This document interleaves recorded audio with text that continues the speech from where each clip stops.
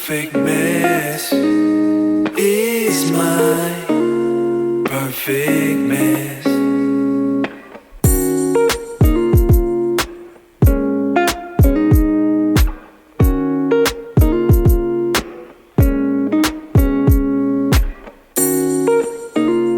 Perfect mess is my perfect mess.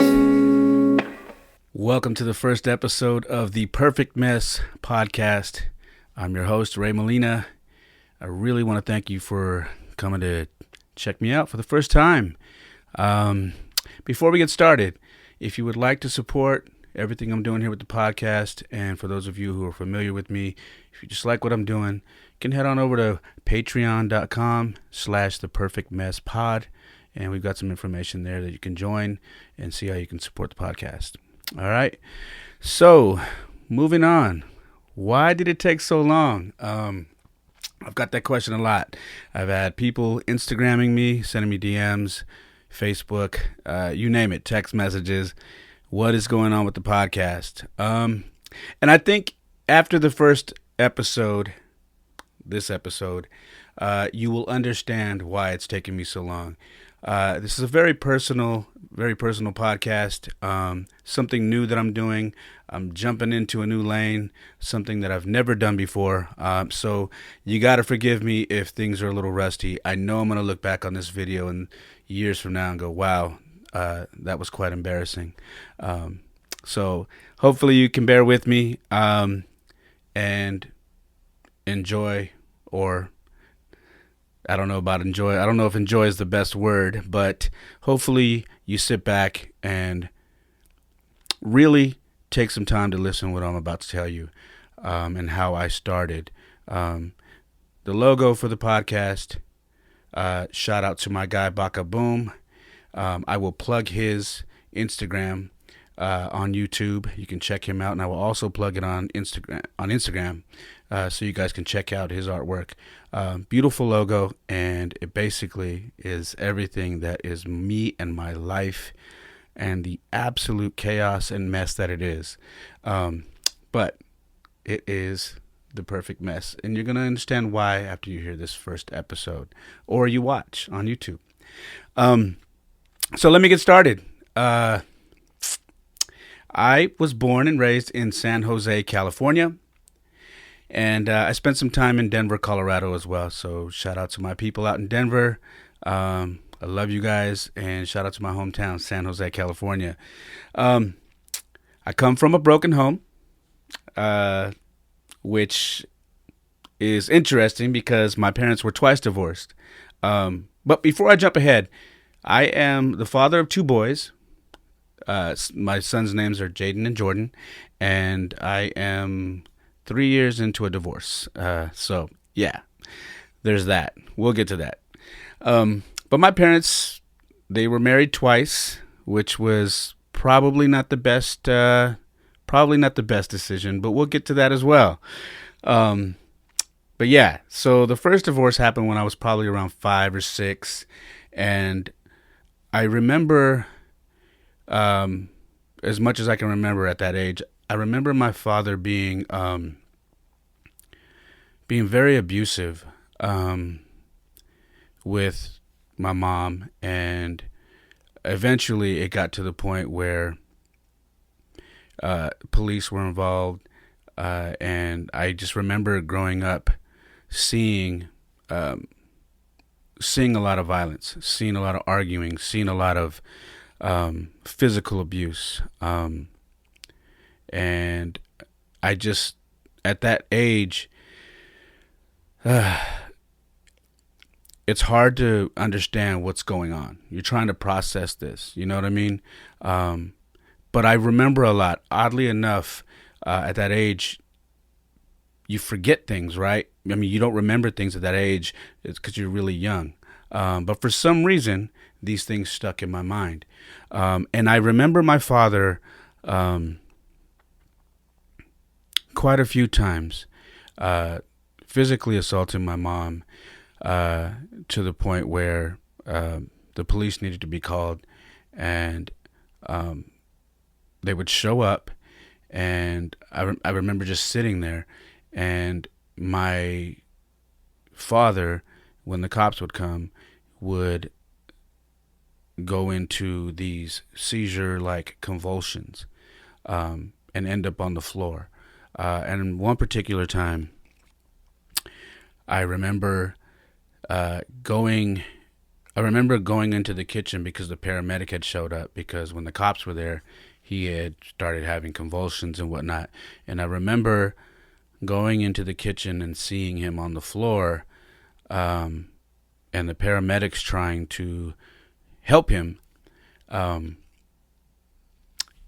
overhearing after a while that that nothing was wrong with him, that everything was okay, that apparently what had happened was he didn't want to get in trouble for what had happened to my mom, and so he forced himself into this seizure-like state, and the paramedics said there was nothing wrong with him. And he would do this all the time. And I remember it vividly, because I was scared that my father was going to die. And this was a way to, I don't know, it was a way to have my mom feel remorse, feel sorry, and hope that he wasn't dying, that he hoped that he was okay. And it worked for a long time. Well, I shouldn't say a long time, for a while.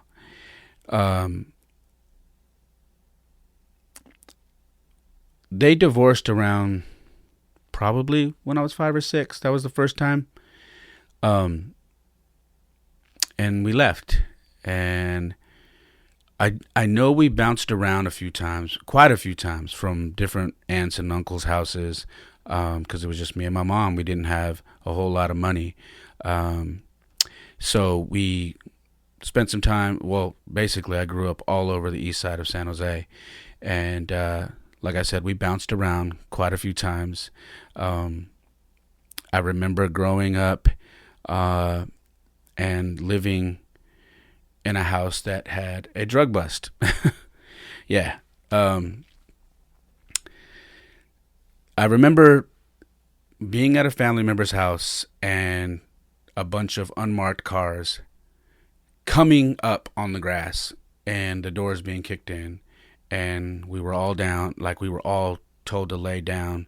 And at this time I was probably 7 or 8, and I just remember them going through the house and people getting arrested, and it was nuts.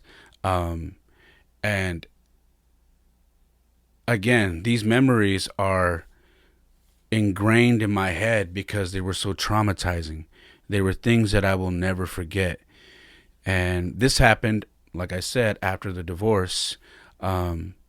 We had moved with a family member and bounced around multiple times. So that was pretty hard to deal with, seeing friends and friends of the family and family getting arrested throughout this. I mean, they were tearing floorboards up and everything. I had no idea what was going on. I mean, I was a kid. All I was doing was going to school and coming home and playing with my cousins and friends in the neighborhood. So to this day, I don't really know what happened. I just know that we were raided and that happened. So that was very traumatizing. The hardest part of that probably was, I remember playing outside and a little girl coming up to me from the neighborhood, and as I was riding bikes with a friend of mine, and she said, my mom says that your house is the drug house, that she bets if they open the door that there's drugs all over the place there. And I remember just being hurt and embarrassed but not having a comeback, not knowing what to say, because of what had happened. And it got worse because when I went to school, kids are not nice. Young kids are not nice to each other, especially back then. They were saying very hurtful stuff to me. It was just embarrassing because it hit the news. The whole neighborhood saw it. Of course, when things like that happen, people come out of their houses. Everybody's looking. I thank God there was no social media back then. But yeah, so that was very, very hard for me to go through. And that was probably, like I said, when I was about 7 or 8. And I'm telling you all of this stuff because before this podcast really gets going and we start doing episode after episode, it's really important that you understand how this all became, how this podcast came to be. And for those of you who are wondering, who is this guy? Why is he doing a podcast? Who the hell is he? And why do I need to be listening? This is why I'm doing this introduction. It's going to be very in-depth, so you understand. All right? So, around 1984 is when I first learned about same-sex relationships. Because, again, like I told you, we were moving around. So the next place we moved to was with some family friends who were 2 women who were in a relationship together, which I had never seen, witnessed, or anything. It was new to me. I didn't understand it. It was just foreign. And this is 1984. So yeah, it was still. It wasn't like it is now. Now you see couples and it's normal. But back in 84, it was different. So I learned about that, and so living there was very new to me. It was actually kind of hard. I struggled with it because I also had family that was really into church, and they had always told me, that's not right. God frowns on that, yada, yada, yada. So, I grew up thinking, what's going on here? So that was a very interesting time for me. Around 1985, things got real. That is the year that my mom decided that things were too hard for her, and that she needed some time to really get her life together, and she needed to figure out how she was going to do that. And she made the hard decision of signing papers to basically give custody of me to my grandparents. I found those papers probably when I was 21, 22. And that was very hard to, like, it happens, but when you actually see the documents, it's kind of earth-shaking. So that was 1985. My mom officially gave up custody of me, and I was officially under the care and custody of my grandparents. Tough. I don't know how else to put it. I went to my grandparents' house, and it was hard at first because my grandfather is a Marine, and I never had stability in my life. My dad wasn't around after the divorce. He was in and out of jail. He was bouncing from relationship to relationship, and I just didn't see him very much. And my mom and me were bouncing from home to home, trying to make ends meet. I changed schools quite a few times, but I never had any real structure. I never had any guidelines, and I never had a male role model to teach me what it was to be a man. In come my grandparents. My grandfather and my grandmother taught me about structure, or taught me about discipline, about respect, about going to bed at the right time, about doing my homework, just everything. They just gave me structure. And for the first year, it was tough for me, but I adjusted. I started to really take in what my grandfather was teaching me, and it really started to resonate with me, and I appreciate him. My grandfather, for those of you who know me, is basically my hero. The man has taught me everything. He's taught me how to be a man. He's taught me about respect. He's taught me about love. He's taught me about everything, how to get through tough times, how to power through, how to just everything, how to survive. And my grandmother just taught me about family. She taught me that family's first, and it's the most important thing that you have in your life. And when you have one, you take care of it at all costs. And she was always the hub, she was the hub for the family. Anytime holidays were happening, everybody went there. All the family, it was like a bat signal came out. All the family came out, and they came to the house. So I really learned what family structure was. I didn't have that. Didn't have that at all in my life. So that's what they provided me. Now, during this time, I want to be clear. I saw my mom all the time. She would always come. I would always go with her. She'd come pick me up, and we'd go places and whatnot. So she was very, very active in my life, always there. So I want to be clear on that. And she put in the work to make sure that I understood that she was trying to get herself in a better position to where when I got back with her, she could take care of me the right way, the way I deserved, because she knew that I wasn't doing well in our current living situation, that I wasn't happy, and I didn't understand everything that was going on, and everything that was happening was devastating to me. Devastating. My grandparents had me for about 4 years.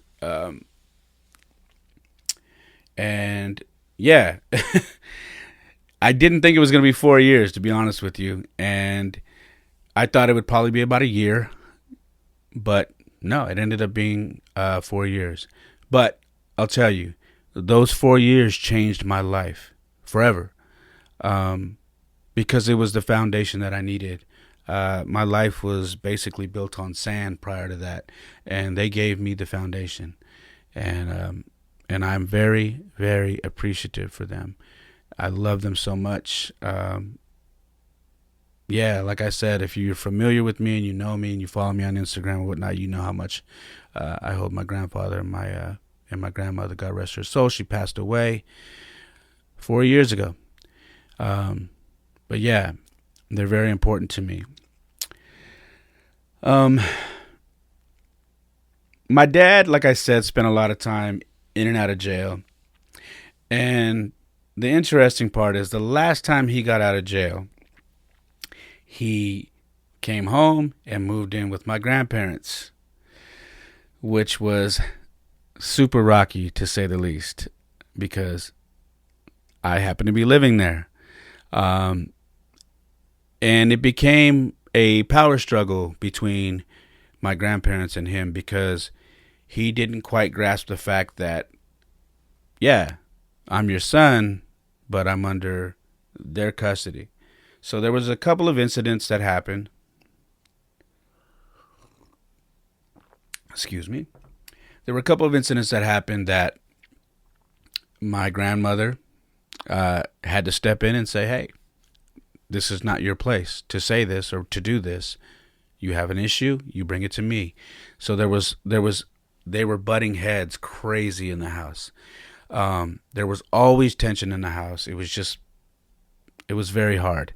And I didn't know how to talk to him. Like I said, he wasn't around very much. And when I seen him, it wasn't always the best of circumstances. It was when he had his girlfriend with him and they would be fighting. So I seen the same thing that I would see with him and my mom, I would see with him and his girlfriends. It would be arguments, like through the roof arguments, crazy arguments, name calling, you name it. And it was never just us. Like, we never did, go to the park, go to ball games, throw the ball around. Like, we didn't do father-son things at all, ever. So him being back in that house was a weird dynamic. It took a very long time for that to be somewhat normal. And I don't think it was ever going to be perfect, but thank God for my grandparents. They helped make that work. Him living there meant that he would see my mom more, because my mom, like I said, would come by often and either visit or I would go with her. So if your mind's going where you think it's going, you are correct. She would be around a few times and they would end up rekindling, and they would end up going to Reno. I believe it was Reno. I don't think it was Vegas. I believe it was Reno, and remarrying. And it was the worst idea. I was 13 and I wanted a normal home. I wanted family, because after learning what it really felt like with my grandparents, I really wanted that. So being a 13-year-old naive kid, I just wanted family. So when they both brought up the idea, I was all for it, because, my dad was going to church. My mom was getting her life together, and I thought, okay, because in my mind, I just wanted my family. I wanted us to be whole, and if this was going to be the chance, then I wanted it. But it was worse than the first time.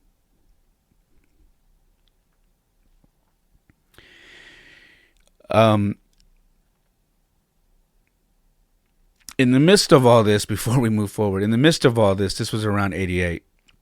In the midst of all this, I ended up meeting the woman that I would end up marrying 20 years later, and having my 2 children from.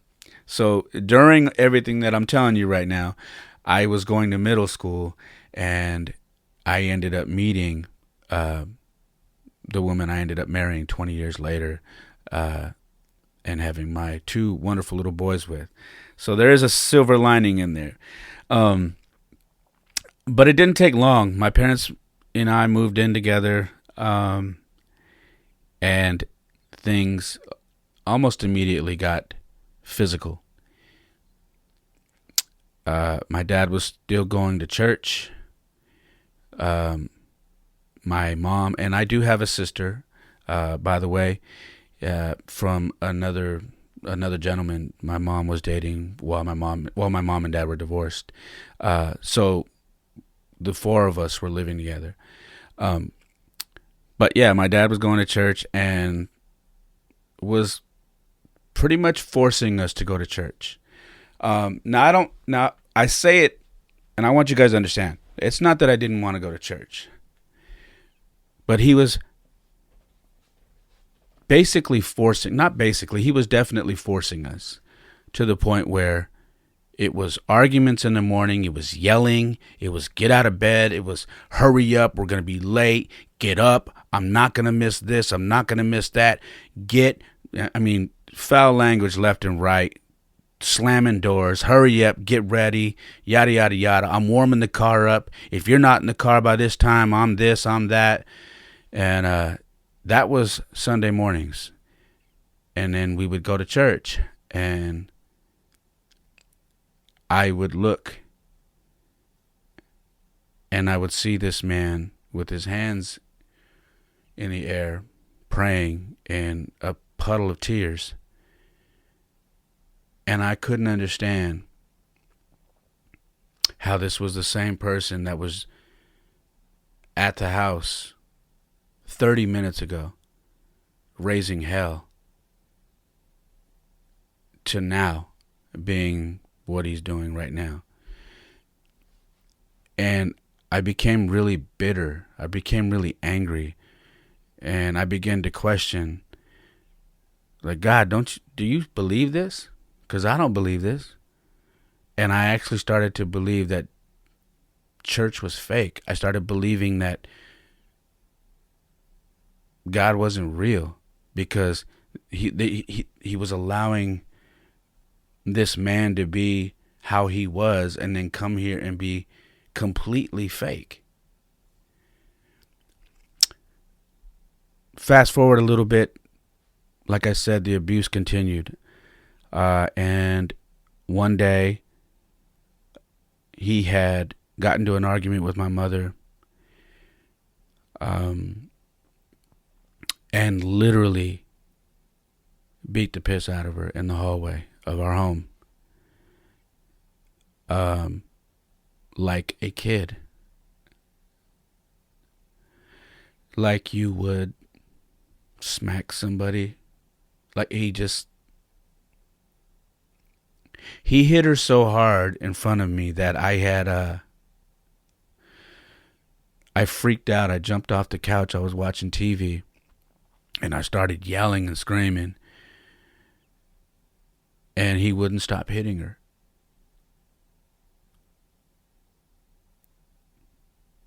I jumped up, I yelled, and I told him I'm calling the police. And I did, and he told me to call him. Go ahead, call him. And I called the police, and as I am on the phone with the dispatch lady, she's telling me to calm down, stay on the phone. He is literally over my shoulder, taunting me, telling me, yeah, you had to call the police. You scared? You had to call the police? Yeah, you scared? This is my father telling me this.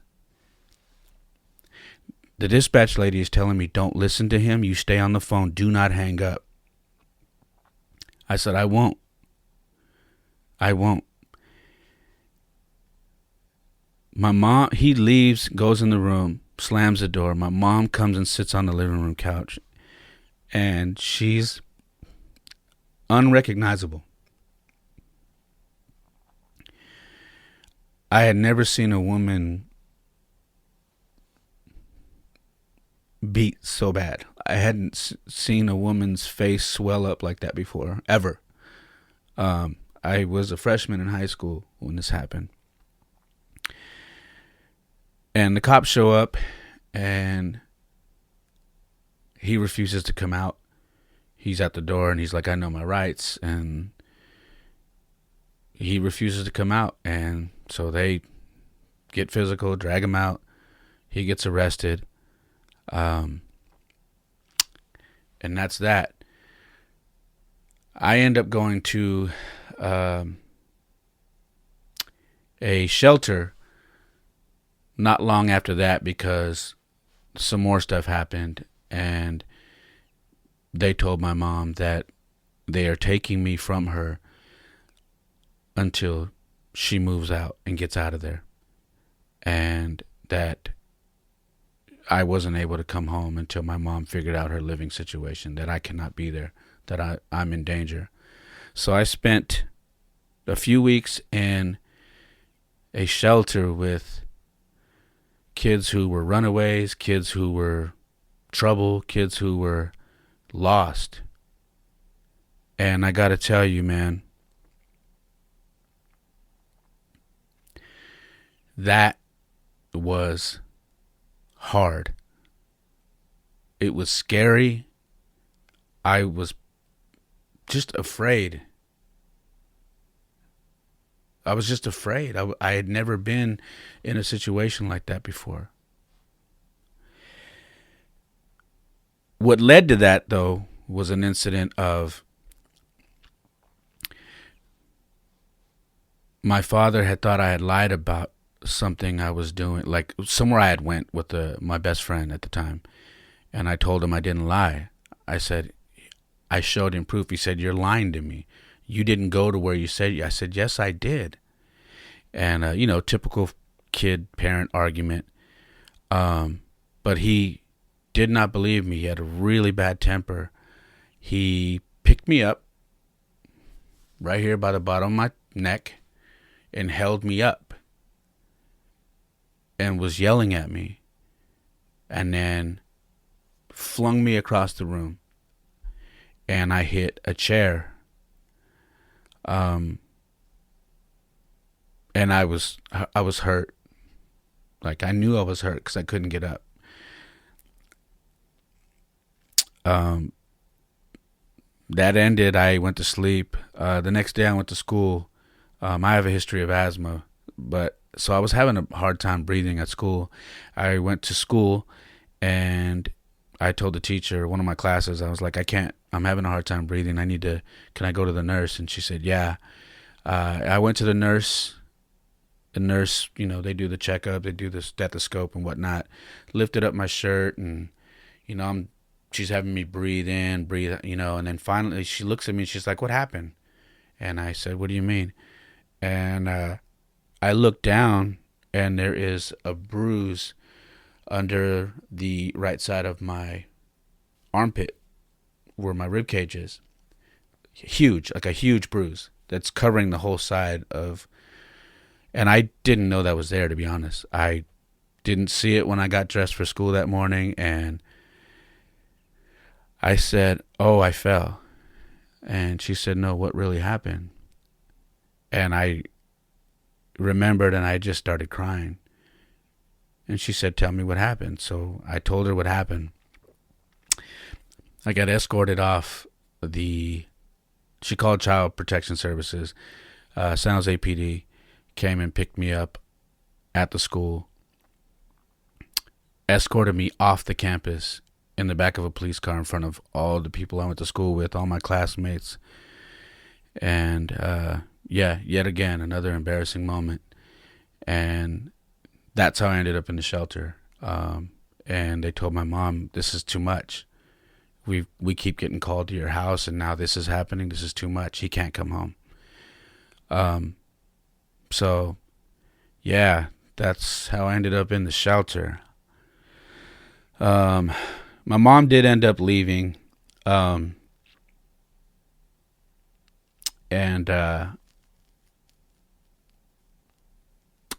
losing my train of thought. Let me see. Anyways, we ended up leaving, but the separation didn't last. Separation didn't last too long. Why? I don't know. We somehow ended up, after a few months away, living together again, this time in a new home. And it was the same thing. All over again. So all through my high school years, off and on, was drama. Just nonstop. You name it, it was going on. Physical abuse, verbal abuse, just drinking, drugs. You name it, everything was going on. And that was all through high school. So through all this, my parents never really had a plan for me. It was never like, "Hey, when you graduate, you're going to go to JC, or you're going to go to university, or we're going to help you go to school afterwards." There was never any talk about that. There was never any, "This is what we're going to do, son." None of it. So while other kids were getting prepared, to taking college prep classes and getting prepared to go to the next level, I didn't have a plan. It just was never set up for me. So when I graduated, it was basically, congratulations, you graduated, now get a job. And that sucked. That really sucked.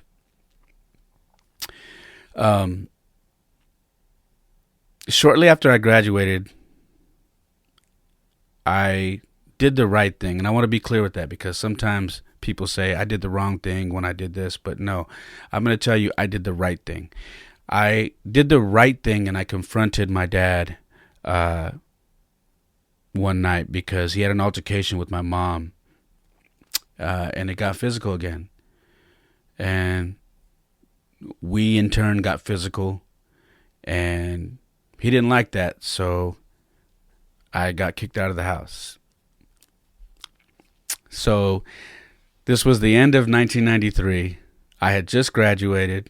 No, this was summer of 1993. I had just graduated, and yeah, that's how after high school started for me. I'm kicked out of the house, didn't really have anywhere to go, and I'm thankful that a cousin of mine was was living in a house that had rooms to rent, so I was able to get in there and rent a room out at a place. Thank God for that, because I really didn't have anywhere to go. I was basically homeless. You know, I was told to come and get my stuff and get out of there simply because I defended my mom, and I took a stand against him, and he didn't like that. But again, I say I did the right thing, and I stand by that. So I'm fresh out of high school, and while all my friends are going to college, off to college, whether it be JC or universities, some of my boys are playing baseball and football, which I did as well. While they're doing all these things and their parents are making sure their tuitions are paid, and, you know, they're helping them financially, and they're letting them live at home so they can save money and focus on their education, I am kicked out and living on my own, trying to figure out what the heck I'm going to do with myself. And that was not easy. So what happens when things like that happen? Trouble. At the end of 1993, I caught a DUI. I was 19 and wasn't supposed to be drinking, happened to be driving, and caught a DUI. That was the end of 93. At the top of 1994, I was caught in a graffiti vandalism sting. You heard right. That was 1994. I was caught in a sting operation that the San Jose PD had put in motion to catch graffiti artists and vandalizers. I used to be a very prolific graffiti artist and was pretty well known throughout San Jose and the Bay Area. But yeah, that didn't work out too well for me. I ended up making another bad decision, agreeing to do something that I shouldn't have done. And one day, my face popped up on the news that they were looking for me, along with I think 80 something other graffiti artists. Face was on a Polaroid on the news, and that was that. And when I came back to the room I was renting, the guy who I was renting from told me that the police were there and they were looking for me and I should probably move out. So again, I am in trouble. So that was the DUI in 93. Months later, I'm busted for vandalism. All before I hit the age of 20. So it was a heck of a ride. They actually tried to, which is very, very crazy, they tried to give me a year in the penitentiary for that. What they did was they gave me a year and a day. And during that time, you couldn't stay in the county jail for more than a year. If you got more than a year in county, this was back in 94. So if you got more than a year in county, that means you had to go get shipped to the penitentiary. So when I went to court, they gave me a year and a day. So they were trying to send me to the pen to make an example out of me. So that should tell you how much vandalism I did. Trains, walls, everything. I wasn't a graffitier. I wasn't a tagger. I was an actual one of the guys who would actually be bombing and doing trains and whatnot. That was a very long time ago. So yeah, I ended up shaking that a little bit because I had a good job, and I was able to get house arrest for, I believe I was on house arrest for like 9 months, and then I got a hefty fine that took me probably 10 years to pay, because it just took me forever. The fine, it was so much money. I would never have that much money in my pocket, and it took me years to pay that thing off. So that was 94. In 1995 was probably the worst year of my life because me and my best friend were caught in the crossfire of a gang fight, and my car was hit 13 times. I was shot at 4 times at close range, and the guy missed. To this day, I don't know how he missed me. I fell to the ground. I thought for sure I was gone. And when I realized I hadn't been hit, I crawled underneath the engine, the front end of my car. But how he missed me, this had to have been an act from God or something, man, because I remember trying to open the door because my best friend was sitting in the driver's seat listening to music, and I was outside, and I remember telling him to open the door because they started shooting. And he said, "What?" The music was too loud. And I said, "Open the door," and I couldn't open the door, and the window was down, so I started to try to pull him through, like grab his shoulders. And as I was doing that, a guy jumps over, because I had a really small car, jumps on the trunk of my car, and from less than 10 feet, shoots 4 times from the trunk.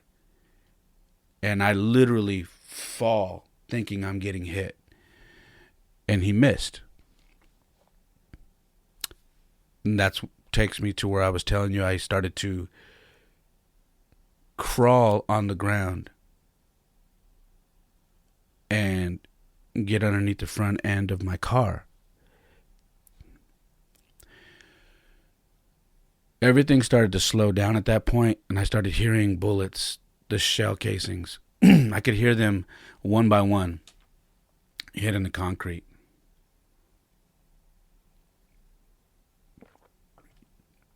Everything was in slow motion. And I remember hearing tires screech, and then everything stopped. And when I came out, my head was ringing. Everything was just a blur. And I remember hearing a lady from the top of this apartment complex yell out, your friend, get your friend." But at that time I couldn't hear what she was saying. I'm like, "What?" She's like, "Your friend, get your friend." And I turn around and I realized that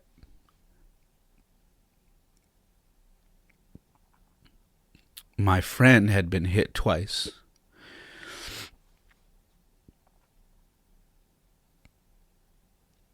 And my windows were shot out.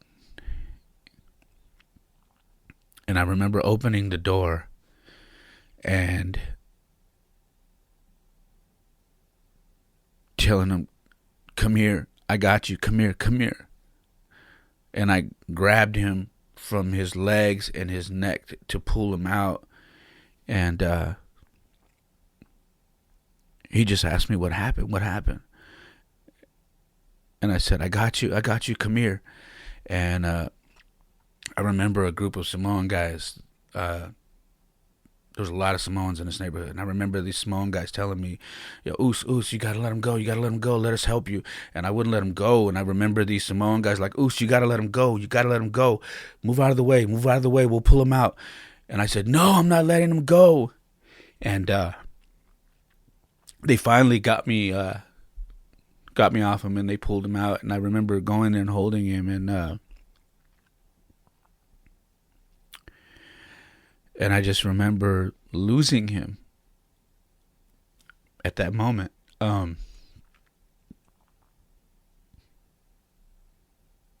Very vivid picture. And something I'll never forget. I had the terrible task of running through the apartment trying to find somebody who had a cell phone who could let me call his parents. And when I called, they hung up on me because they didn't know who I was, because I was hysterical. I was crying, and they thought I was somebody playing a prank or something. And I called back. I said, please don't hang up. And they told me, where are you at? I said, he's gone. He's gone. They said, where are you at? And I told them where we were at, and they showed up. They went to the hospital. I was taken to the police department and, questioned. And I remember getting the opportunity from the investigators to make a phone call. And I called my mom and I said, hey, can you call around? I don't know what hospital is at. Can you call around? And I remember my mom telling me that she found out what hospital he was at, and that he didn't make it.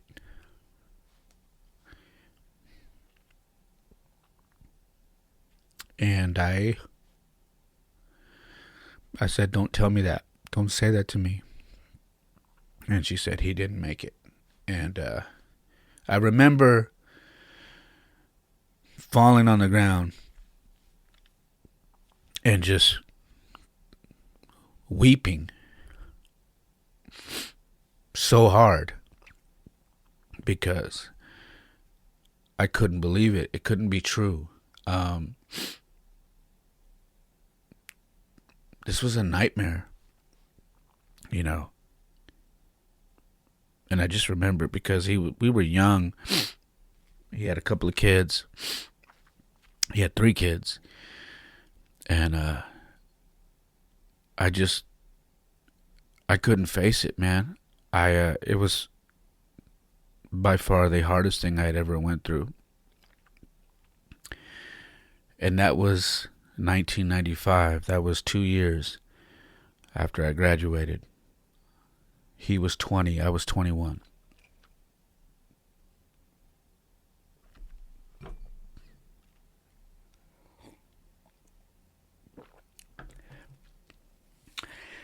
I became an alcoholic over the next year. Yeah. And it was tough. I purchased a gun from a friend of mine, which a lot of people didn't know I had. I rode around with it, not because I was a tough guy, but because I was in fear. I had never been involved in something like that before, but I rode around with the gun underneath my seat for the better part of a year and was absolutely an alcoholic. I was drinking anything that people would give me to try and numb the pain. And nothing worked. And then finally, a couple years go by. Fast forward to 98. I go to trade school. I finally took the advice of the officer who busted me, who pulled me aside and said I was an idiot, that I should be taking my talent and learning how to do it on the computer so I could get paid for it, so I could start a business or something. 3 years later, or 4 years later, I ended up taking that advice and I went to Masters Institute to go to school to learn how to do websites and to learn how to do graphic design and coding and whatnot. Great, right? Excellent. Life's back on track. Not so fast.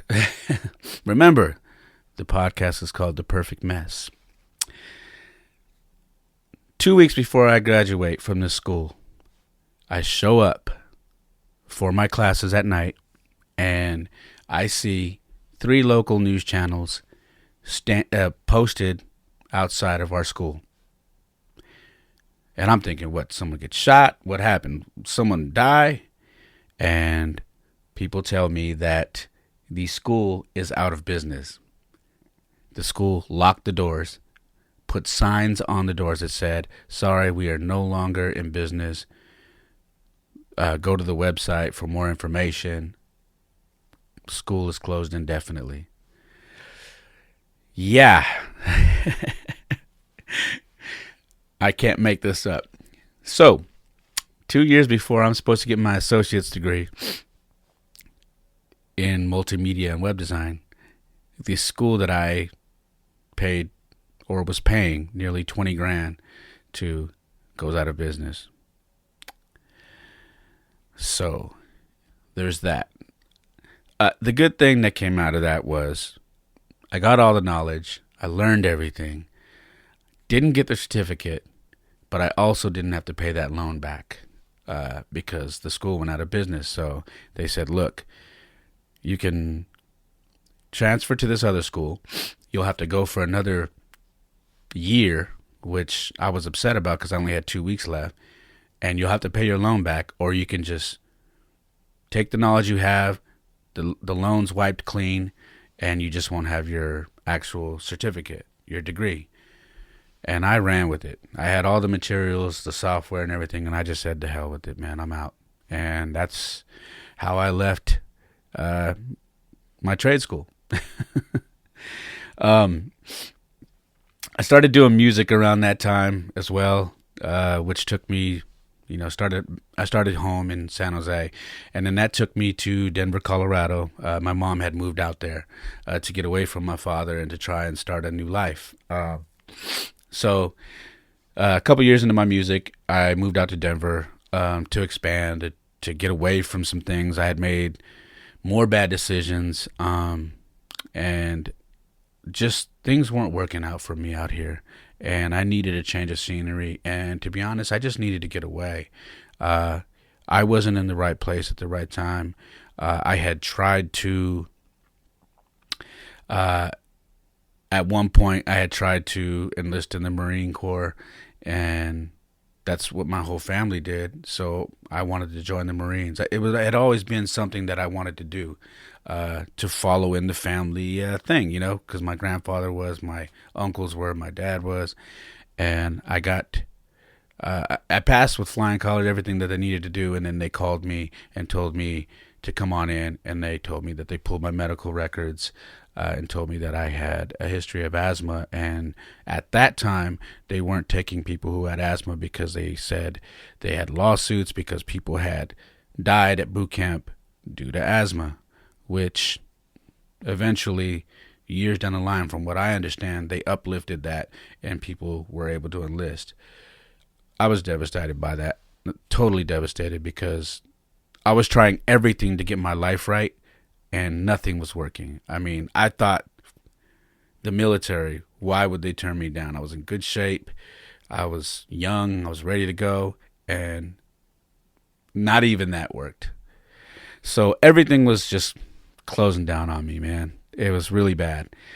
So I moved out to Denver, got really heavy into music. I did get a job out there. and but I was doing music more than anything. Signed my first deal, put out an album through Koch distribution, which was very huge during that time, and a label called Paid in Full. And it was short lived because, as you guys know, the music industry is a terrible industry to be involved in. It's just a very tough industry. My group was signed during the time that Jim Jones had dropped the song Ballin'. And if you guys remember that song, it was a smash. He was the guy on Koch, and everybody else kind of just fell by the wayside, and that included us. And it just didn't do what it was supposed to do. And it is what it is. I kept doing music, though. I moved back to the Bay Area after a 4 to 5 year stint in Denver. Did a lot of shows out there. And then I came back, kept doing my independent thing, started a group with my brother Trey. And we toured all over the U.S., all over Canada, and just really built a big following, and were able to make some pretty good money and connect with a lot of people and do some really amazing things. And that's where a lot of people started to find out who I was and what I did and whatnot. So it was a good run. In between all those years, I ended up getting married. Like I told you, I married the girl that back in '88 in middle school that I had met and basically had fallen in love with when I was a kid. Obviously we were young, so nothing serious happened when we were young, but we always kept in touch. And then eventually after high school, years later, 20 years later, we ended up finding each other, and I asked her to marry me and was ready to do the lifelong marriage like we're supposed to do, which I had always wanted to do. I had always wanted to be a father. I had always wanted to be married, and I was hell-bent on breaking the curse in my family. I didn't want to go through divorce. I didn't want to have kids and be in a broken home. I was like, I'm going to be the one to break the chain in my family. That's my goal, and I'm going to do it. I'm going to do it. I'm going to fight for my marriage, whether it's good, bad, whatever. I'm going to do whatever it takes to stay married. I am not going to get divorced. It's not going to happen. We'll get there. So that was 2008. Got married. Had 2 beautiful kids. The first one was 2009. It's my son, Jordan Ray. And then the second was 2011. That is my little guy, Jaden Edgardo. A lot of you guys know him as Schmeedy. And and then 2012, I was part of a big layoff at a company I had worked at for 5 years. And that was that. A lot of us got our walking papers that day. And I came home with 2 kids. One who was just about to turn 1. No, he was 1 already. 2 kids, a wife, and no job. A little bit of money from my 401k, a little bit of money from a couple of checks they gave me, and that was that. And getting a job during that time was very hard. Couldn't find anything, so filed for unemployment, got unemployment, and started, to be honest with you, I started ride sharing. I needed to have some money coming in, and so I started ride sharing, and I did that. And I also said, I'm gonna jump full time into my business, and I'm gonna try and make this thing successful. Now's the time. So I did ride sharing. I started running my business, 408 Inc., and basically was a stay-at-home dad in between there, where I'd raise my kids, took them to daycare every day, picked them up from daycare. When they started school, I took them to school, bring them, like everything. I did everything. So, which was good at the time. you know, I was doing my part to make sure that the kids were being taken care of, and my schedule worked. I could work from home. I could take the boys on, my runs to go do things for my own job, and it worked out. At least I thought it did. And you just never know what's coming. You know what I mean? It had been, well, I was there at the company for 5 years, so I had been through a few layoffs before, but this one hit me a lot harder because I had a family. And I got to tell you, so the day that I got laid off, I had heard that I was on the list.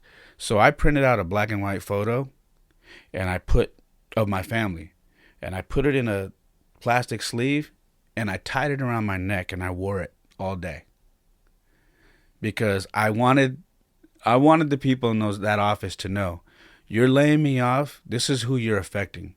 You're affecting me and my family. I wanted them to know. I knew they wouldn't give a damn. It's a multi-million-dollar company, but I wanted to make a point. So I wore that all day. People kept telling me, man, you shouldn't do that. Just take it off, bro.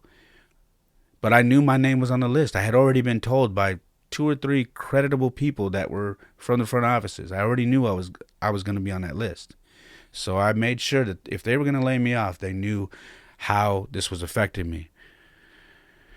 And yeah, that is what it is. But very interesting way to go out. You know what I mean? Financially, things were hard. And, I could never make the amount of money that I was making at that job. I got close a few times, but I was always struggling to make money. And it was tough. So by 2017, I was facing a divorce. My wife of 8 years decided we had grown apart, and in a nutshell, told me she had checked out. Exact words. It was tough. I remember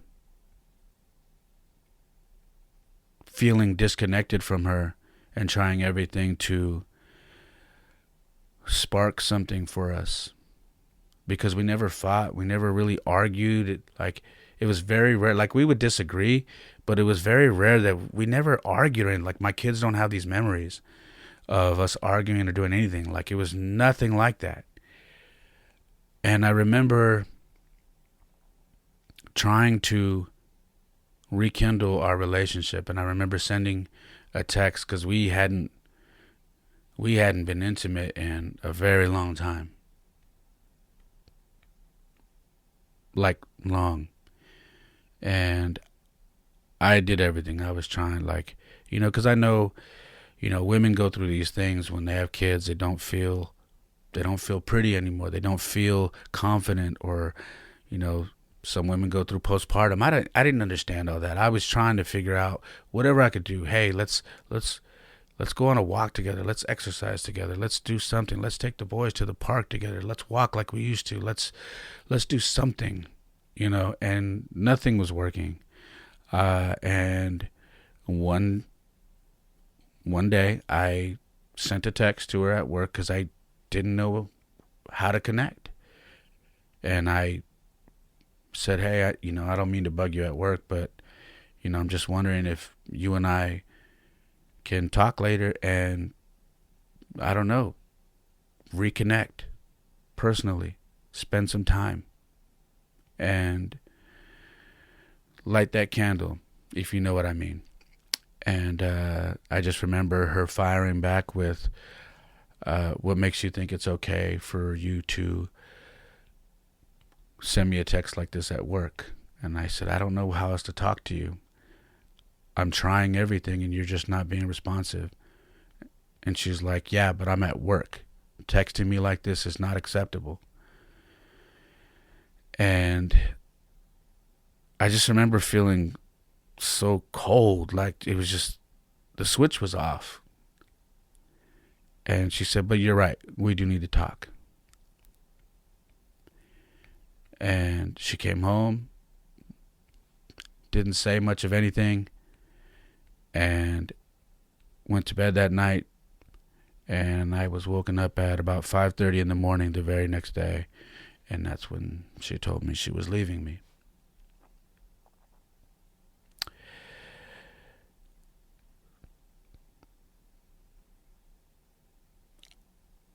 I've went through quite a few hard days in my life, but this was definitely the hardest, because I lost, or I was losing my wife, I was losing my family. I was basically losing everything that had made me me. I became really sick. I ended up in the hospital, and the doctor had told me, or asked me, what was going on. Are you stressed? What's going on with you? Are you okay? What are you dealing with? And I mean, I was coughing so bad that I was spitting up mucus, and I would almost lose consciousness and start to kind of shake. I didn't know what was going on with me. And so I told the doctor what I was going through, and he had told me, you'd be surprised how many men and women who show up here going through a divorce, going through what I'm going through at that moment, and end up in my situation, that my body was shutting down. And we did chest x-rays and everything, and he told me he wanted to keep me there. And I said, I can't afford this. I need to go home. So they gave me a bunch of medication, and before I left, he's like, you need to take care of yourself. You told me you have children. You got to be here for your children. You have to take care of yourself, because you don't look good right now. And I went home, and I spent the next 6 months trying to save my marriage. I moved everything into the garage, or I moved myself into the garage, and I tried everything to save my marriage. I mean, you name it. And nothing was working. But everybody in my corner was like, don't give up. Stay there. Don't leave. Fight for your family. And I said, I'm not leaving. Until the morning that I got served divorce papers. I got a knock on the door in the morning, and it was my mother-in-law, and she said sorry, and she handed me divorce papers. And all I kept thinking was, what did I do that was so wrong?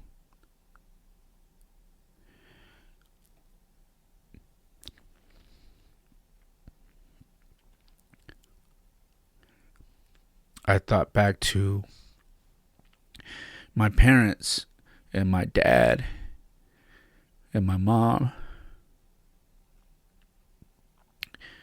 and I said, man, I didn't do any of those things. I didn't have a drinking problem. I didn't do drugs. I wasn't physically abusive. I wasn't verbally abusive. I didn't party like I was single. She never had to worry about me. What did I do that was so wrong? What did I do that wasn't fixable? And how come I wasn't given the chance to fix it?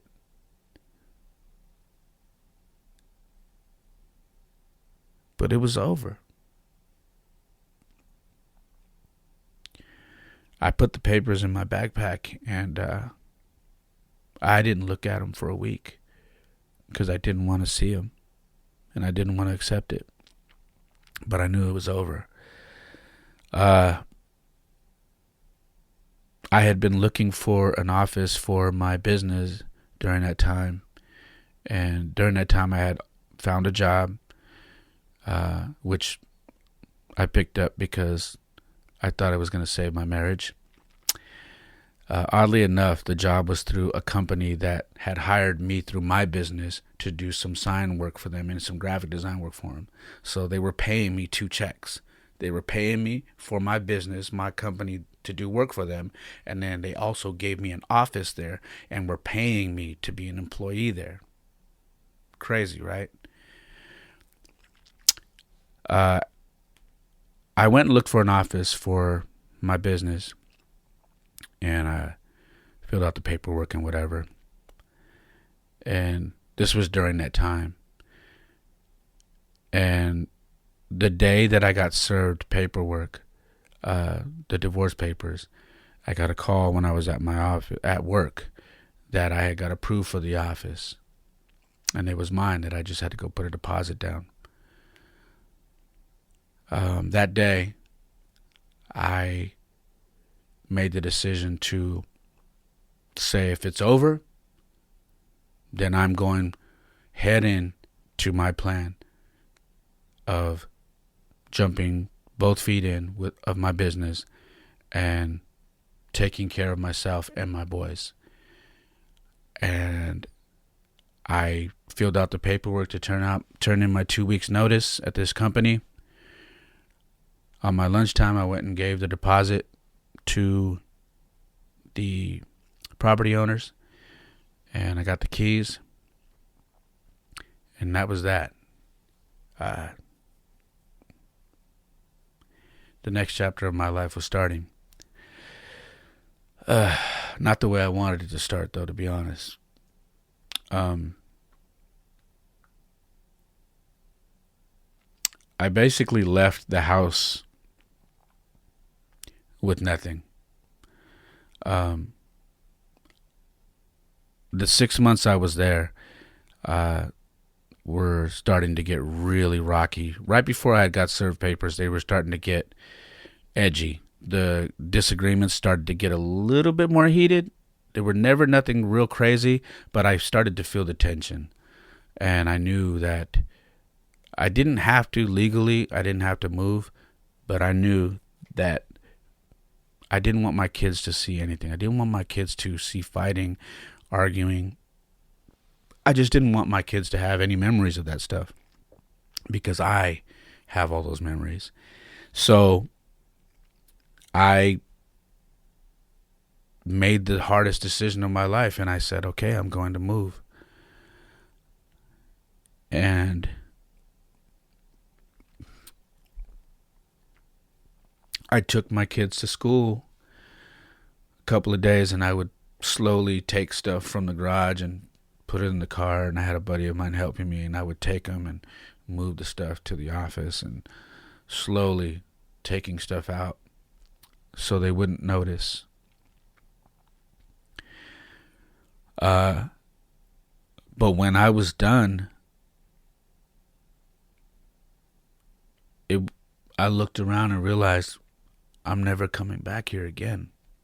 I'm never sleeping here as this being my home with my family again. This is it. So I left. And the first night that I spent away from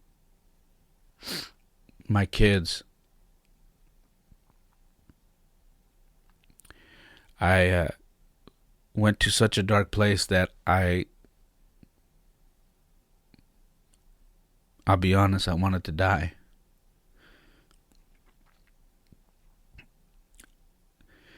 I didn't want to live anymore, because the pain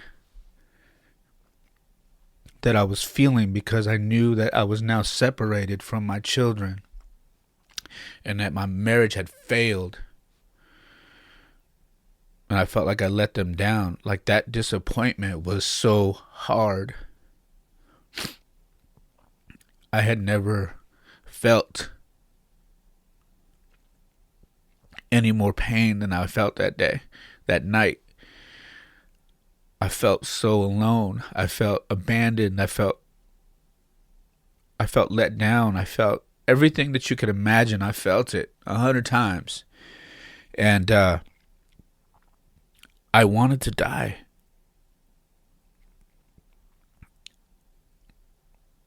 called a buddy of mine, and I asked him if he could get me a gun. He said, I know you went through a divorce. I know you're going through a divorce. I'm not getting you that. I'm not doing it. I didn't even really know what I wanted it for, man, to be honest with you. But I know I didn't want to live, and it was best that he didn't give that to me, because I don't know what I would have used it for. But I was low. I was at my lowest point. I was broken, man. I was hurt. And I felt like a complete failure. Everything that made me who I was gone.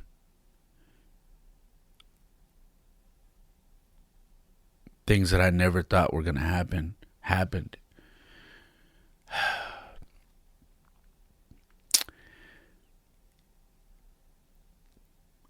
And then one day my son Jordan asks me about Jesus.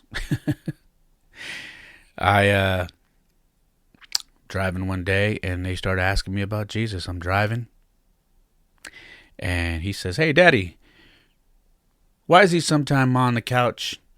Why is he sometimes on the cross, and sometimes he's not?" And I'm in the zone while I'm driving. I'm like, and both of my kids are sitting in the back seat, and I'm like, "What are you talking about?" He says, "Right there," and he points, and I look over, and we're by a cemetery, and there's a cross, and Jesus is not on it, but he's like, "Why is he on the cross sometimes, and why is he not on it sometimes?" I said, I explained to him, that's when he's on there, it's symbolizing him being crucified, because they didn't believe in him, so they crucified him. And sometimes they just have the cross. It's just a symbol. And that was that. He proceeds to ask me another question and another question, and we're at a red light. And I turn around and I go, "Why are you asking so many questions?" And he says, "Because I want to learn about Jesus."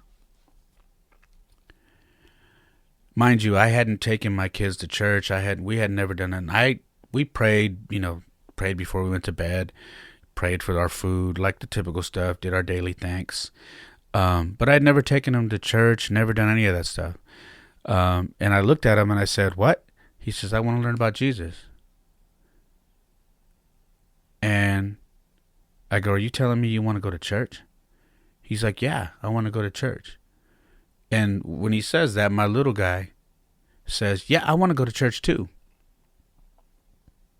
They're 7 and 5 at this time.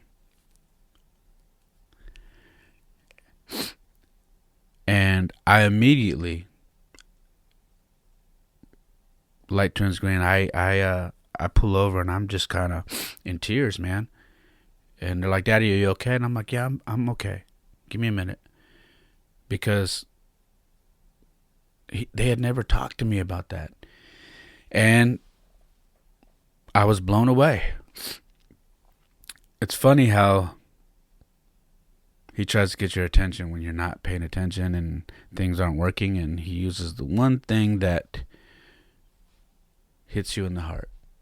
And for me, that was my children. A couple of weeks go by. I end up meeting somebody who comes by my office and says they're with a church. And 10 years of business, I had never done work for a church. Go figure, this woman shows up at my office and says, "Can you do this tablecloth and put the church logo on there?" I said, "For sure." We end up having a long talk. Before she leaves, she says, "Hey, do you mind if I pray for you?" And I look at her and I say, she's like, "Hey, if it's uncomfortable for you, I understand. I know it's kind of weird, but I feel like I need to. I feel like you're going through something." And I said, no one's asked me to do that since I was a boy. But sure. She ends up praying for me. She leaves, and I'm still kind of weirded out by it, to be honest. She comes back a week later to pick up her job, and she has a book with her. And and it's basically a daily passage book. Basically starts your day. It has a date of the day, and you just read that passage. And she goes, "I got this for you. It just thought it might help you. I have one, and I just got it for you." And I said, "Did you buy this for me?" She said, "Yeah." I said, "Oh, wow." So she gives me this, and I said, if you keep doing stuff like this, I'm going to end up having you slide your jobs through my mail slot at my door. I said, because it's getting a little weird. And anyways, we both laughed. But yeah, I ended up dropping off another job physically to the church and met the pastor there, who happens to be a couple years older than me. We hit it off. He asked my situation. I told him. My kids were playing around in the jumpy houses there for their grand opening. And to make a long story short, I ended up staying there because I felt comfortable, because my kids loved it, and I just started going. So I jumped in, and that's thanks to my children, man. They got me situated. I started going to the gym, and to be honest, I didn't go to the gym because of what you think. I ended up at the gym because, and this is very hard for me to say, I ended up going to the gym because I didn't have a place to shower.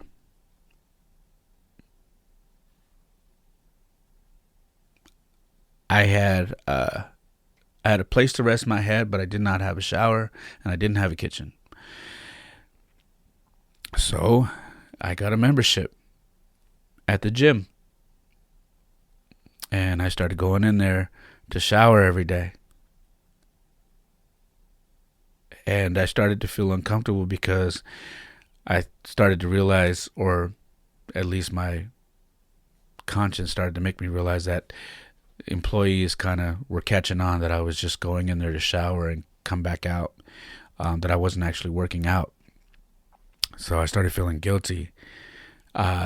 So to not feel guilty, I started doing like these little 15, 20-minute workouts. I didn't have no plan. I just went in there and just started doing the machines, and then I'd go take a shower. There were plenty of nights where I would be in that shower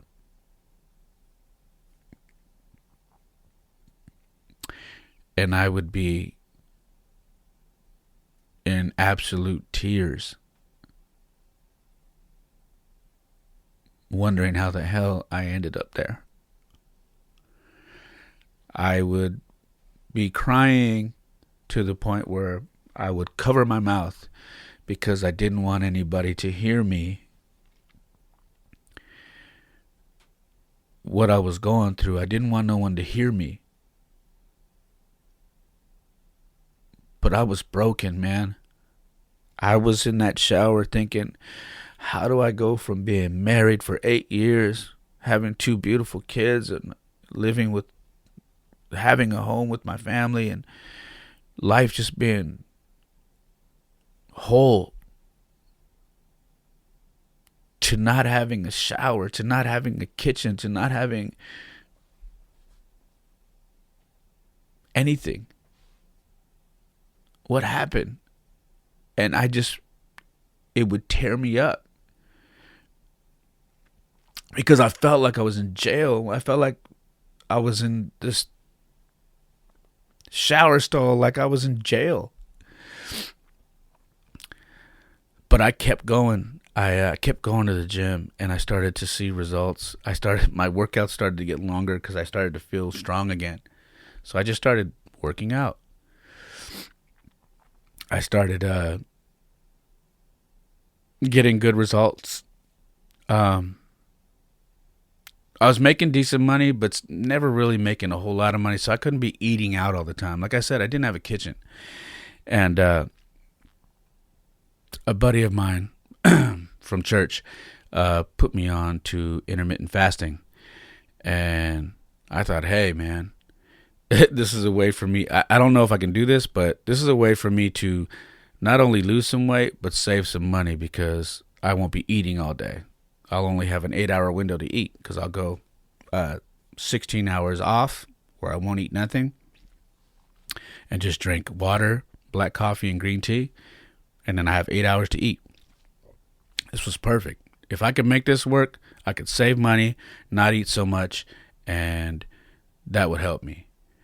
And it did. I stayed busy in the gym. I started to get really serious about my workouts. I started learning about working out. I started learning what to do to lose weight. I started learning different exercises. I started buying equipment to work out. It literally consumed me. And over the span of 2 years, I've lost nearly 50 pounds. I've gained a bunch of muscle. The transformation that I seen gave me the most confidence I had in a long time after this divorce. Spiritually, my mind and my soul was right.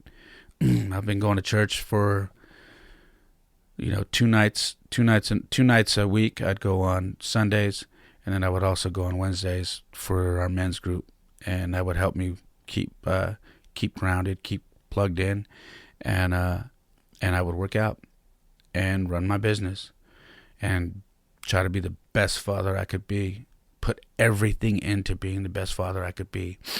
And it started to work, and I started to pull myself out of this hole, out of this dark place. Through all this time of dealing with all that, I was coaching baseball. I was teaching an after-school program. I was mentoring at-risk kids. You name it, I was doing it. I was doing all of this, and still am doing all this, while being in the situation I told you. And a lot of people don't know that. But the people that do know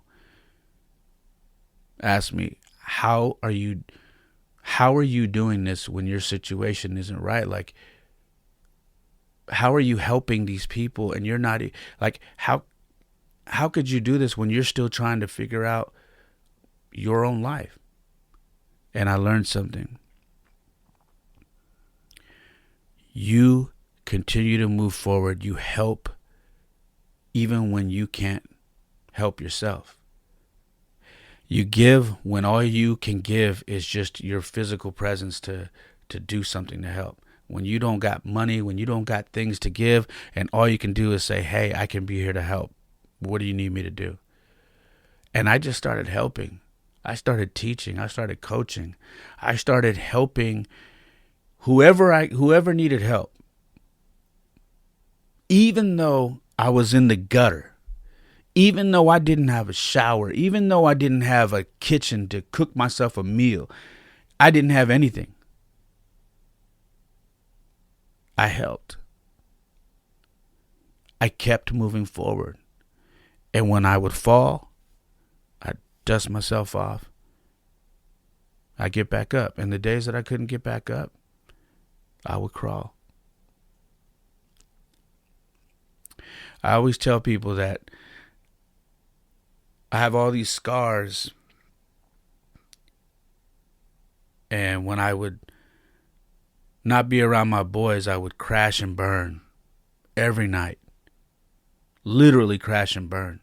Go off into a dark place, and my scars would just be terrorizing me.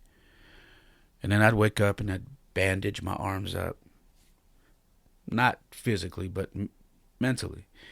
I'd, so to say, bandage my scars up, put a smile on, and go get my boys. And my theory was they never needed to see a crack. They never needed to see any of my scars. They never needed to see me in the gutter with my spirits down. I never showed them that. And that was very important, because what they needed to see from me was a strong father, someone that they could believe in, someone that they knew when they were with me, it was okay, that they were taken care of. That's what they needed to see. They didn't need to hear that I was going through all this. They didn't need to see all that. They didn't need to see me broken down and in pain. So I covered it all up. But when I would take them back home, I would let my scars fly. I would let them fly because it's who I am. It's part of what's making me me now. And it's proof that whatever was trying to kill me wasn't strong enough. That I was stronger than whatever was trying to kill me.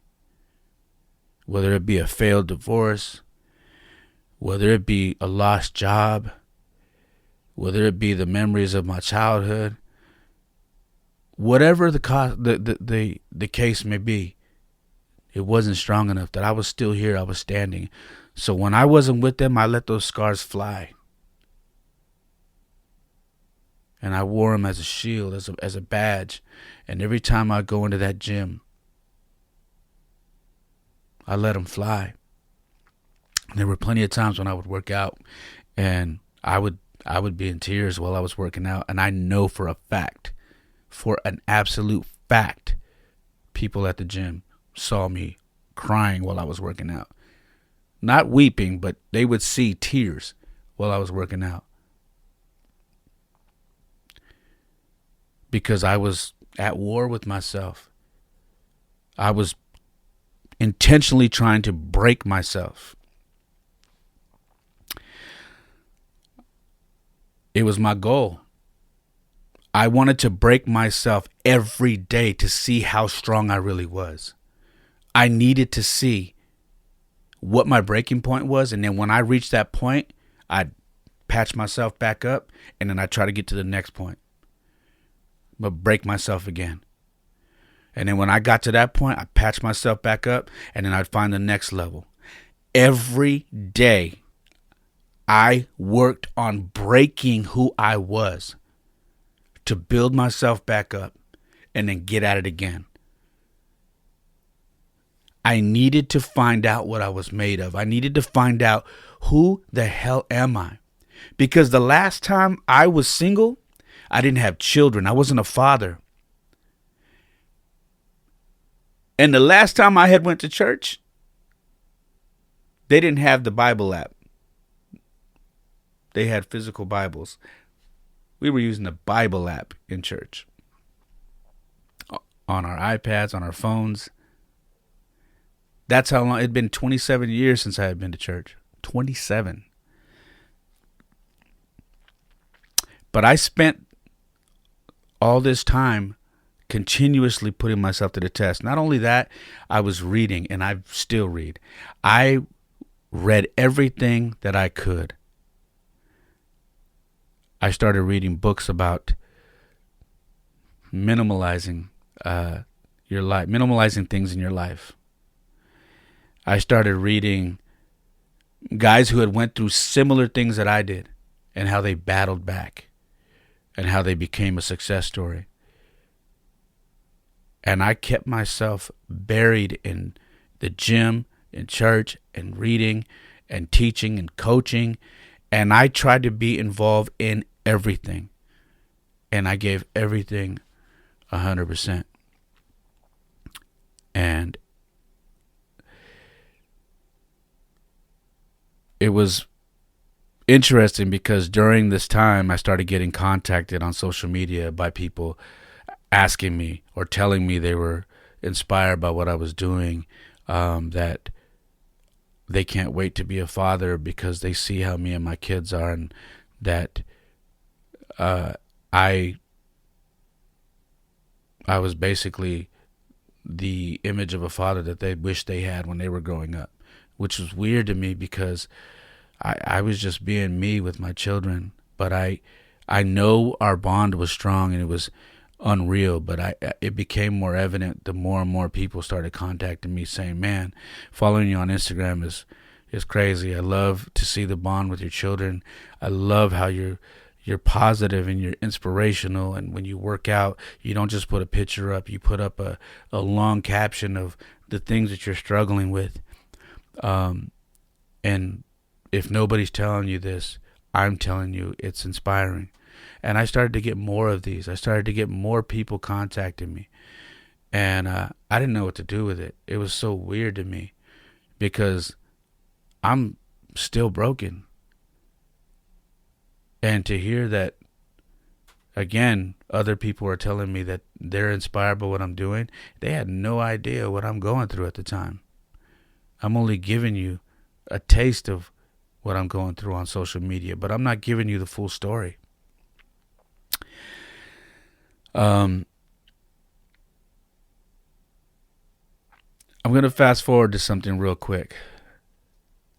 During this time, a buddy of mine, Steve Shippey, a lot of you guys may know him as the artist Prozac from Strange Music, but Steve Shippey is a really good friend of mine.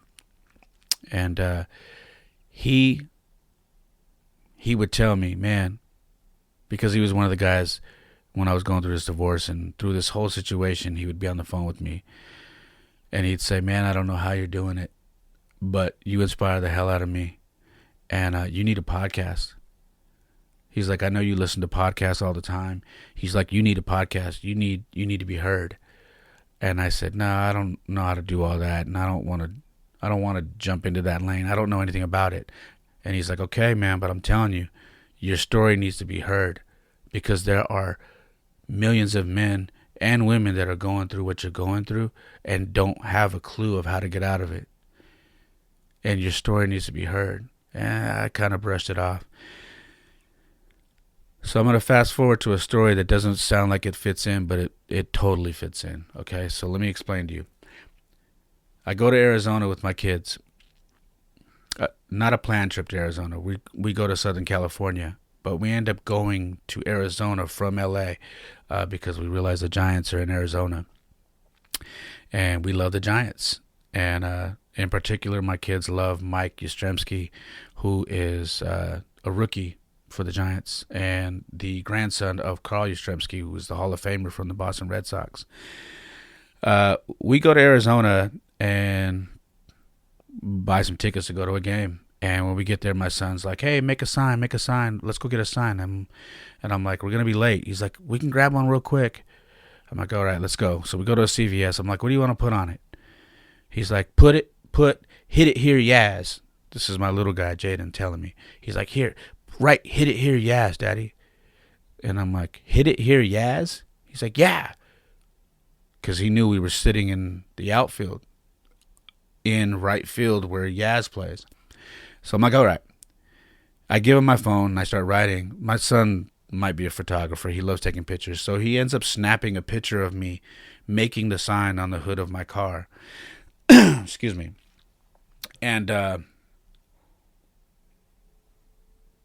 we end up going to the game. And lo and behold, Yaz hits a home run in our section. And our sign hits TV and the radio.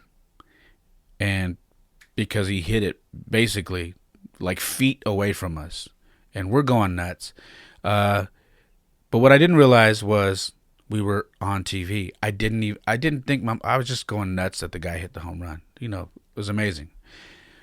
But I didn't realize that the sign had our Instagram name at the bottom of it. I don't know why I wrote that, but I wrote it. I always do for some reason. So we're holding a sign up and we're on national TV apparently. My phone starts blowing up. People from the Bay Area are messaging me, telling me that we're on TV, that the radio guys are talking about us, but the TV guys are talking about us. And I'm like, what do you mean? And it's because of the sign. And I start getting crazy DMs from people I don't even know. And I don't know how these people are finding my Instagram, but they're sending me videos and photos of us on TV. And so apparently we've gone viral. Yaz proceeds to hit 2 more home runs that day. He hits one to left field. He hits one to center field. So if you're keeping track, he hit one to each field. Historic day for this rookie from the Giants. He hits 3 home runs every time they pan to our sign and are basically saying our sign is part of this magical moment in this rookie's career. And at this point, I'm kind of just at a loss for words, because now I'm realizing that we're all over the place. My phone's blowing up. Social media's blowing up. And John Miller, the Hall of Fame broadcaster from the Giants, does a story on us. I had no idea he was going to do. He does a story on us, releases it on Instagram. I get a call the next morning that we're on John Miller's Instagram, and he's talking about us and about me being a single father and about us taking a trip to Arizona and about the sign and about everything. Mind-blowing. We head back to the Bay Area. To make a long story short, end up getting on KMBR radio, interviewed by Murph and Mac, and my kids go viral. This is not because of me. This is because of my children. So it was quite interesting. So from then, Steve calls me. Steve Shippey, my buddy, calls me and says, "Hey, you need a podcast. Now I'm telling you, you have to do the podcast. People are not going to believe your story. They need to hear you. You need to do it now. Strike while the iron's hot. Just do it.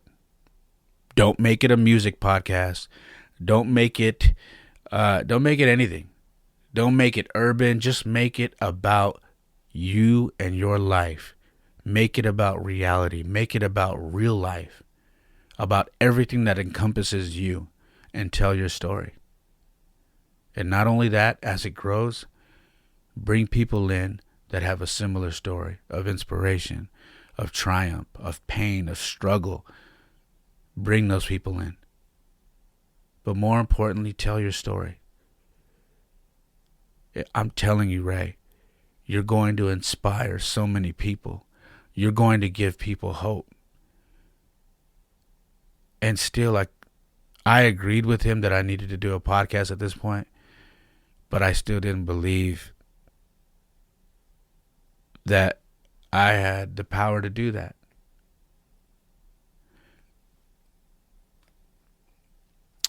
My pastor began to tell me I needed a podcast because of my story. Friends started to tell me that. And random people on social media started telling me you need a podcast. I don't know where this is going.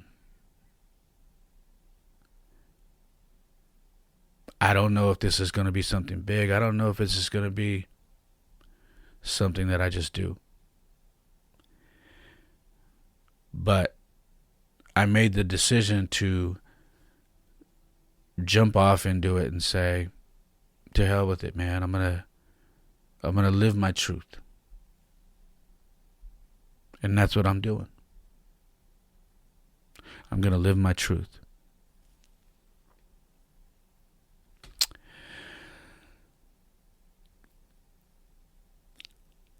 Oddly enough, there's more to all of that.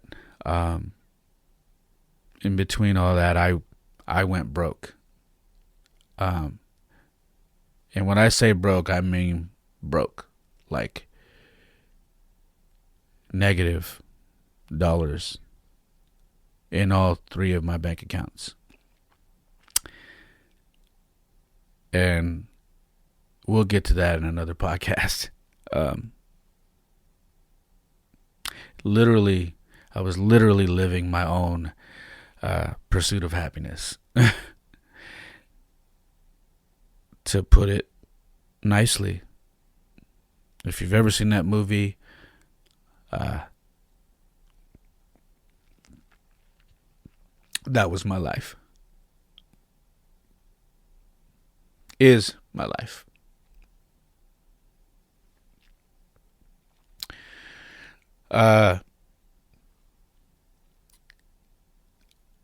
I was very nervous on doing this podcast. I didn't want to do it, actually. I kept putting it off.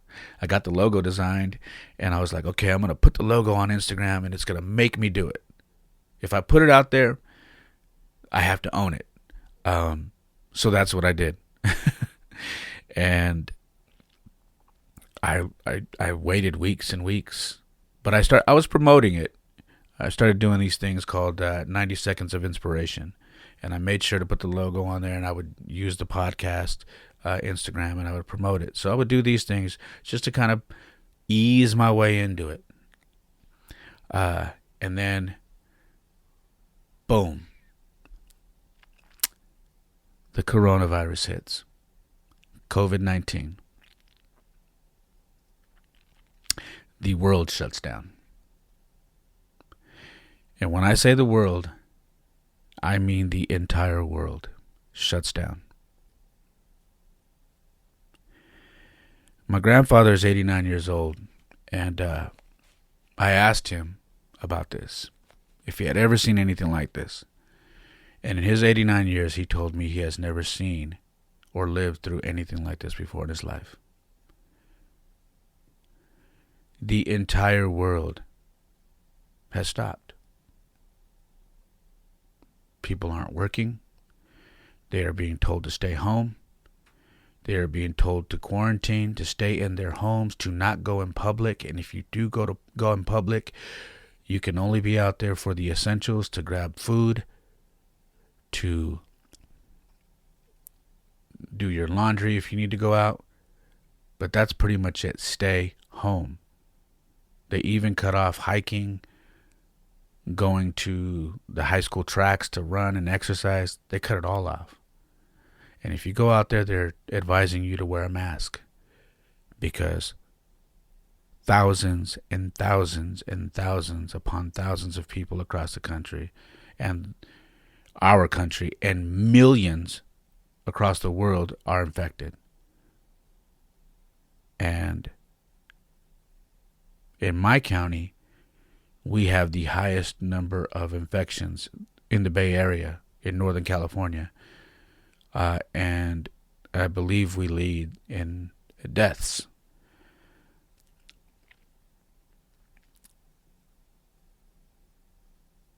And oddly enough,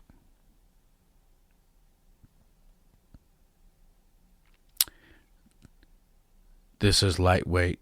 No, let me take that back. This was what I've been preparing for the last 3 years. My life hasn't changed much. The way I've been living for the last 3 years has prepared me for this moment.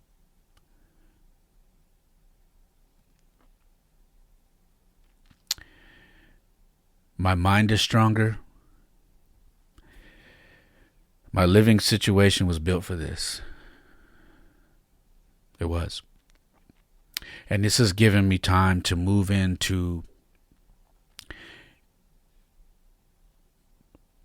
position and to put everything that I've been doing to the test. All the work I've been putting into to the test. Working on my mental health, working on my physical, getting better, growing my business. This moment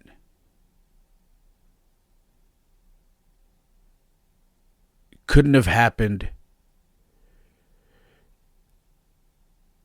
at a stranger time, because it's almost like it was the perfect timing for me to finally put everything that I've been going through to the test. And I'm stronger than I've ever been. And what that means is I'm able to lead my kids through this and be a shining light for a lot of my friends and family and people that I don't even know that follow me in times that are dark right now. There are a lot of people that are losing their faith, that are giving up, that don't believe that we're going to come out of this, that have an absolute fear. And this is where I'm finding that moment for me to take it and run with it, and to help people find their peace and to find their faith and to know that we will pull through this. And it's because I've went through so much in my life. I believe in this, that I've went through so much, and I worked so hard to get better, to get stronger physically, mentally, spiritually, that this happens, the world gets put on pause, shuts down,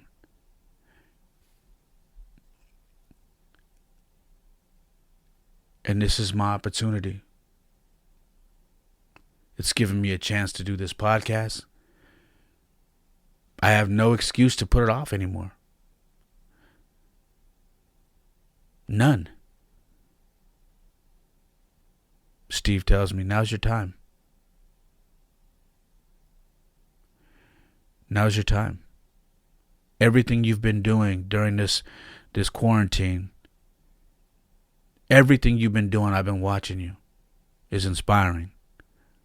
Now's your time. You got to do it now. So I decided to do it. I've been breaking myself and rebuilding myself for so long, trying to see how strong I am mentally and physically, and this is the ultimate test. And I haven't cracked one bit. And I say that because if you're watching or if you're listening to this, I want you to understand you can go through the depths of hell and make it out. If you want something, if you want to change, if you want to live a better life, if you want a better career, if you want a stronger spiritual life, if you want a better relationship, if you want to be a better father, a better mother, if you want to be better at life, if you want to be someone that can be called because someone is down, if you want to be that person that people look to, that inspires them, that gives them hope, if you want to be these things, if you want to look in the mirror and love who you see, because there was a time I didn't love who I seen. I hated it. If you want to be all those things, you can do it. I'm telling you, you can do it. But you have to want it more than you have to treat it like, if you don't do it, you're not going to be able to breathe and you're going to die. You have to want it more than anybody else wants it. Nobody can want it more than you. There is nobody that can tell you, hey, Ray, let's do this. You should do that. No. And you just, oh, okay. You have to want it more than anybody. And not only that, you have to do the work. And it's not going to be easy. It's not. I am not going to lie to you. It's going to be hard. You're going to break. And you're going to crumble. And you're going to hurt so bad. But when you hurt and you crumble and you break, you put yourself back together. Put a smile on your face. And you crawl. And when you're done crawling, you get up and you walk. And then when you're strong enough, you jog. And then when you get even stronger, you run. You can do it. I know. I'm doing it.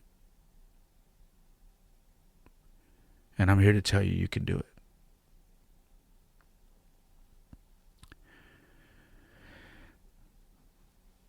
That's pretty much my story.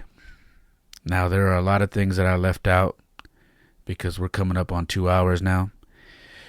I didn't think this was going to be more than an hour, to be honest. So hopefully you've had some time to sit down and listen to this. But we'll dig in deeper as I bring in guests. And we start doing some in-depth talks with some of the great guests that I have lined up. And as we go through, hopefully you get some inspiration and some knowledge and some information and things that can help you get through your situations, whatever it is you're going through. But I knew this was going to be a doozy. So for what it's worth, that is my truth. And I wear it and I own it. And it is what it is. You can follow us on Instagram at The Perfect Mess Pod. Once again, Instagram at The Perfect Mess Pod. Our Facebook is The Perfect Mess Podcast. And again, if you like what you hear and you like the story and you want to support the podcast, you can go to patreon.com The Perfect Mess Pod. Patreon.com/The Perfect Mess Pod. And you can join there, and there's different packages and whatnot. You can find out some information on how to support the podcast. Other than that, that is what I have. I hope you guys enjoyed it. I will check in with you guys later. Thanks again. You have a very, very blessed night and or day if you're listening from somewhere else. And hopefully you guys are being safe, staying healthy, staying home, and don't lose your faith. We're going to be okay. All right? We're definitely going to be okay. Have a good one. I'm Ray Molina, The Perfect Mess Podcast. Thank you. Perfect mess is my perfect mess.